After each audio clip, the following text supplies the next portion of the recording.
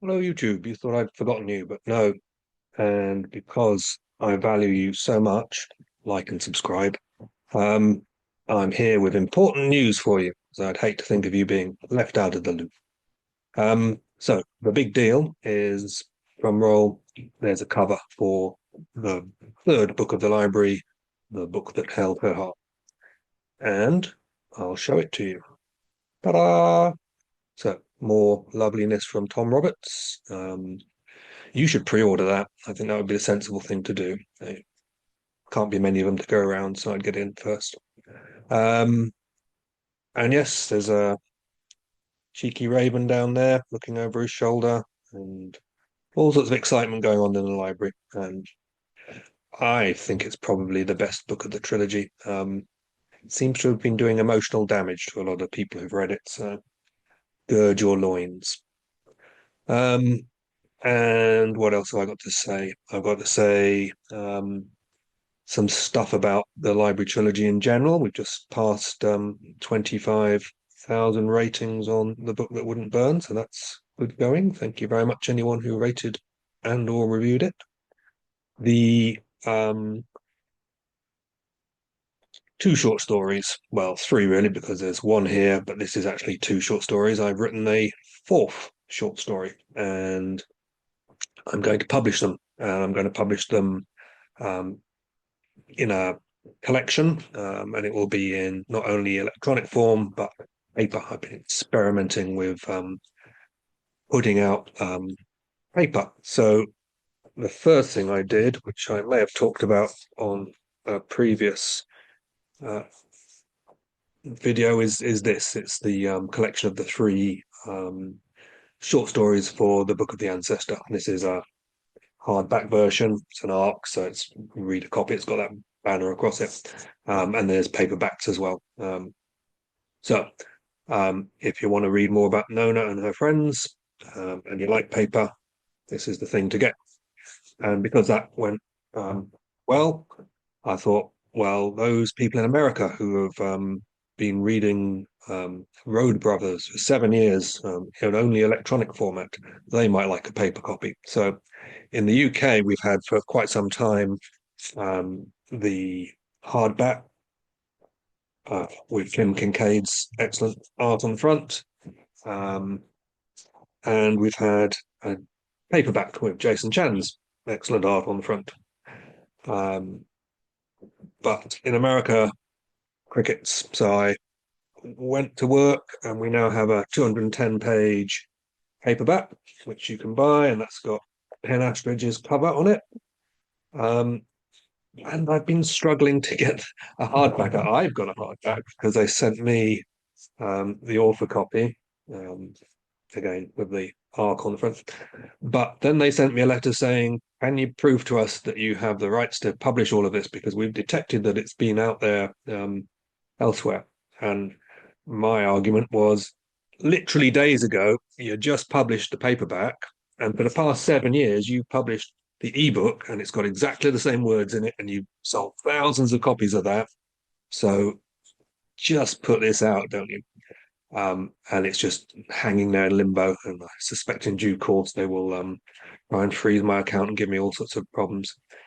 And the reason I don't want to prove it is because that would require me finding 14, there's 14 stories in here, finding 14 copies of contracts written more than 10 years ago, where the magazines that they went into and the anthology they went into say, we'll have exclusive rights for this for a year or maybe 18 months, and then you can publish it as well. And I don't want to have to hunt out 14 copies of that and then scan them and then send them into the bots at Amazon who will make complaints about the name or the address or some nonsense. So you probably will never get a hardback, but there you go. But anyway, the four library stories will be coming out in something like this. All good stuff. With a brand new cover by Tom Brown, who has done the covers you can see here. Um, and I'm sure that will be very pretty and it will be a nice thing. And maybe in due course, I'll even look into some sort of special editions or something. But we'll see how that goes. What else do I want to talk about? SPFBO, we have come to the end of phase one of the self-published fantasy blog off that ended on Halloween, and we now have our 10 finalists for the 10th annual SPFBO. And here they are. Let me relegate myself to the sidelines if I can. So you can see Mushroom Blues, um, The Oathsworn Legacy, Gates of Hope, Moonlight, Wolf of Withervale, The Forest at the Heart of her Mage, The Humane Society of Creatures and Cryptids, The Tenacious Tale of Tanner the Tendersword, which is our first ever middle grade finalist, and By a Silver Thread, By Blood, by Salt. They all look very nice and interesting. Whoops, animation. I have killed that page, but fortunately I have a backup. Um, there we go. Let's see. There they all are. What was I saying? Something about them being good. Yes, they're all good. I think Mushroom Blues and The Forest at the Heart of Her Mage look best in thumbnail because it's important when you consider your cover to consider how it looks when it's small. Because most people who see it will see it when it's small. So it's handy to be able to still read the title and to get some sort of, dynamic impression of the colors rather than have them all blend to some sort of murky thumbprint. And here's the finalists table, which we will in due course populate with 100 scores and find our winner. Who knows who that will be, but yes, some of the writing is in very small font this year because some of the names of these are very long. And yes, I can't really complain with books like The Book That Held Her Heart, but I think I may go for a one-word title next time. So yes, try all of those out. Those 10 books came from a field of 300, which in turn came from 595 applicants. So they are probably very good and well worth a try. So I've had a busy month. I have been to see dinner with Joe Abercrombie, which was nice. Um, Anthony Kay from Curious Kings. They do sort of special editions, some very expensive ones. Like I think they made an $11,000 run of these books in amethyst boxes for I think it was Jemison. And Zach Harney of the Collectible Book Vault site.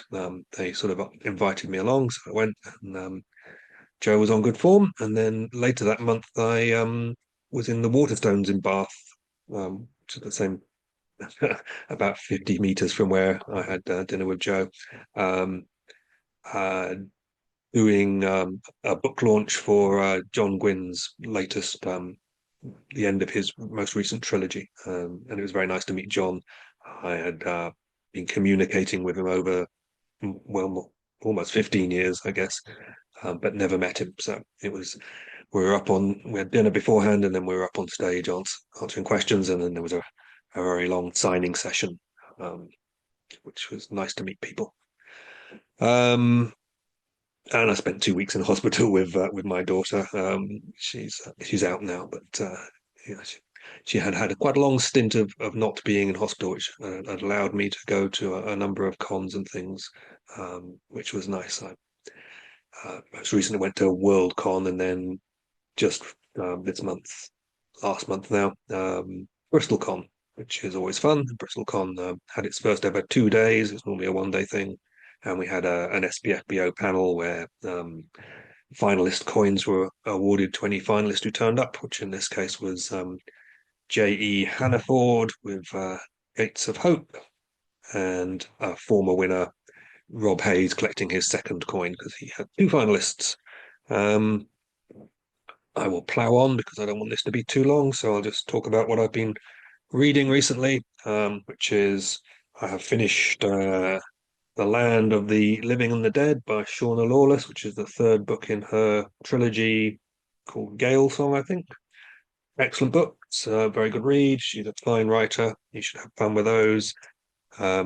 It's kind of historical fantasy with set in Ireland about the year 1000 with Vikings and loads of Irish kings.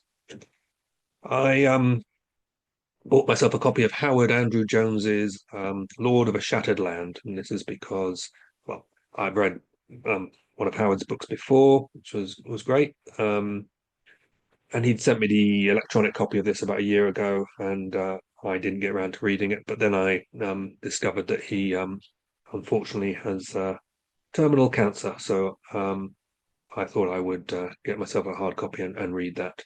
And this is found it very enjoyable. It's old school, like a Conan book, where each chapter is essentially a short story, but they build up. So the man is journeying across this shattered land, and it's nice. It made a big change to have it so self-contained that each chapter had a beginning, a middle, and an end, a self-contained problem that was dealt with, and then they moved on. So give that a try. It's the start of a series, which I think is coming to a conclusion soon. I don't have the copy here, but I did read. My camera seemed to be glitching out. Hopefully, it's just me. I did have a read the Red Knight by Miles Cameron, who I met in Worldcon. He was doing his 50th book launch, and the Red Knight's an excellent book. Again, I didn't think I would like it because it's got sort of almost 30 point of view characters in it, which sounds terrible, but he makes it work, and delivering many different views on an unfolding situation. And he's an expert in arms and armor. He's got his own suits of plate mail, and he does all sorts of different forms of sword fighting. And that really shines through. It gives you a sort of a take that you don't normally get, where the level of authenticity in the equipment and the actual business of being outside and fighting and how the armor works for you and against you all comes to life. I read The Sealed Empire by Norbert, I'm going to say Zvizich. He's a nice guy. He gave me this at BristolCon a year ago, and I read it this month. Action-packed, full of excitement, and translated from the Hungarian. And I'm currently reading Return to Eden by Dr. Philip Chase, who is helping out one of the judges in SPFBO and runs an excellent YouTube channel. And this is the third in the Eden trilogy. And I enjoyed the first two very much. I'm about halfway through this one and enjoying it a lot too. So that's Tolkien-esque in a way, but also quite philosophical in places. And the last thing I've got to show is a book that was given to me at this year's BristolCon, which is Elven Blood by Mark Stanley, a self-published fantasy. Seems to be doing very well. So I will give that a go in due course. And I think that's basically all I've got to say. I should mention that I have been out and about signing books in various shops, primarily in Bath and Bristol. So if you are in the Waterstones in Cribbs Causeway, or the Waterstones in the galleries in Bristol, or if you are in the Waterstones in Bath, or Toppings and Co in Bath, you should find a decent number of my books signed. Not always with a sticker on, because sometimes I don't like to bother the staff and I just sign them, sometimes with a signed by the author sticker on. And yes, I think that might be. Oh, Forbidden Planet has a great stock of my books signed. So if you go into one of the Forbidden Planets that sell books, chances are the ones by me will have a signature in them. I'm going to leave you. Hopefully, this has actually recorded and that my actions and words have stayed vaguely synced together and I haven't worn you up to your patience. Catch you next time. Let me hunt for the button which stops all of this.